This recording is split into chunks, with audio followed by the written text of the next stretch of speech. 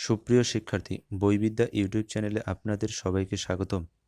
আজকে আমরা বাংলা দ্বিতীয় বইয়ের কিছু সমার্থক শব্দের অর্থ জানব। অনির্বচনীয় শব্দের অর্থ বর্ণনাতীত। পতাকা শব্দের সমার্থক শব্দ কেতন, নিশান, ধ্বজ, ঝান্ডা, ধ্বজা, বৈজয়ন্তী। বাল্মীকি শব্দের অর্থ উইপোকার ঢিবি। অবদান ও অবধান শব্দজোড়ের অর্থ সৎকর্ম ও মনোযোগ। ভানু অর্থ সূর্য। সাপ শব্দের সমার্থক শব্দ নয় করব। হরিণ শব্দের সমার্থক শব্দ মৃগ। পাখি এর সমার্থক শব্দ বিহক। ঐরাবত কার সমার্থক হাতি। দেয়া শব্দের সমার্থক শব্দ মেঘ বা আকাশ। অগ্নির সমার্থক শব্দ অনল।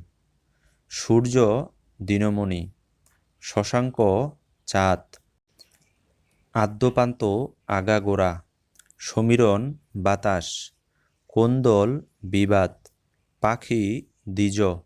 অগ্নি অনল। প্রসিদ ভদ্রিকা যে নারীর স্বামী বিদেশে থাকে। শত্রু রিপু। রাত্রি নিশীথ ও অমানিসা। আফতাব অর্ক। সূর্য সবিতা।